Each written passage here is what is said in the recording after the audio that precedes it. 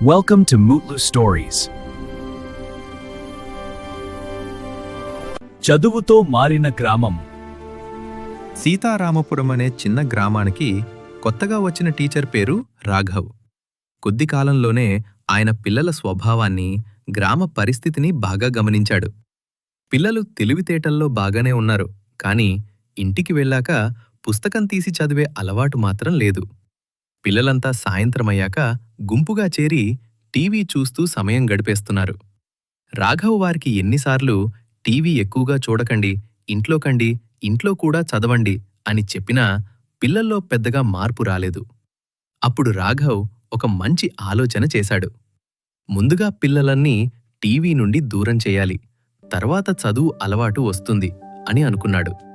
ఆ రోజు నుంచి సాయంత్రం స్కూల్ ముగిసిన తర్వాత పిల్లల్ని మైదానంలో ఆడించాడు. రోజుకో కొత్త ఆట నేర్పాడు. క్రికెట్, కబడ్డీ, ఖోఖో, దాగుడుమూతలు ఇలా ఎన్నో సరదా ఆటలు ఆడించాడు.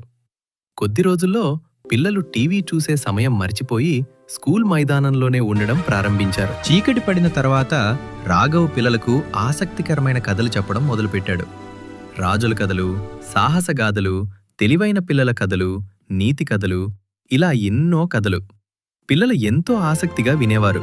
ఆ తర్వాత రాఘవ్ స్కూల్లో ఉన్న కథల పుస్తకాలను పిల్లలకి ఇచ్చాడు. పిల్లలు ఆ పుస్తకాలను చదవడం ప్రారంభించారు. చదవటం వారికి నచ్చింది. ఇలా క్రమంగా పిల్లలు టీవీ చూడడం పూర్తిగా తగ్గించారు. చదువుపై ఆసక్తి పెరిగింది. రాఘవ్ మెల్లగా వారి దృష్టిని పాఠ్యపుస్తకాల వైపు మళ్లించాడు. ఇప్పుడు పిల్లలు ఇంట్లో కూడా చదవటం మొదలుపెట్టారు. పరీక్షల్లో మంచి మార్కులు తెచ్చుకున్నారు. పిల్లల్లో వచ్చిన ఈ మార్పును చూసి గ్రామస్తులు చాలా ఆనందించారు. అందరూ కలిసి ఒక సభ ఏర్పాటు చేసి టీచర్ రాఘవ్ను సన్మానించారు.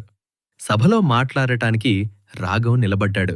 అందరూ చప్పట్లు కొడుతూ ఆయనను అభినందించారు. కాని రాఘవ్ నవ్వుతూ ఇలా అన్నాడు, మీరిస్తున్న అభినందనలు నేను ఇప్పుడే స్వీకరించలేను. మీరు నాకు ఒక మాట ఇస్తేనే వాటిని స్వీకరిస్తాను. అందరూ ఆశ్చర్యంగా అడిగారు. ఏ మాట గురువుగారు? రాఘవ్ ఇలా చెప్పాడు, మన గ్రామంలో చదవలేని పెద్దవాళ్లు చాలామంది ఉన్నారు. వారు ప్రతిరోజూ రాత్రి పాఠశాలకు వస్తే నేను వారికి చదవటం, రాయటం నేర్పిస్తాను. మన సీతారామపురం గ్రామం మొత్తం అక్షరాస్య గ్రామంగా మారాలి. గ్రామస్తులు ఆనందంగా చెప్పారు. మేమంతా వస్తాం గురువుగారు. ఆ రోజు నుంచే రాత్రిపూట పాఠశాల ప్రారంభమైంది. పిల్లలు పగలు చదివితే పెద్దవాళ్లు రాత్రి చదవటం ప్రారంభించారు. కొద్ది నెలల్లోనే గ్రామంలోని పెద్దవాళ్లు కూడా చదవటం, రాయటం నేర్చుకున్నారు. సీతారామపురం గ్రామం పూర్తిగా అక్షరాస్య గ్రామంగా మారింది. గ్రామం మొత్తం చదువుతో ప్రకాశించింది. రాఘవ్ ఎంతో ఆనందించాడు. పిల్లలు మాత్రమే కాదు, గ్రామం మొత్తం చదువుకుంటేనే నిజమైన అభివృద్ధి వస్తుంది అని అనుకున్నాడు. అలా సీతారామపురం గ్రామం అందరికీ ఆదర్శంగా మారింది. నీతి: చదువు మన జీవితాన్ని మార్చే గొప్ప శక్తి. ఒక మంచి గురువు మొత్తం గ్రామాన్ని కూడా మార్చగలడు.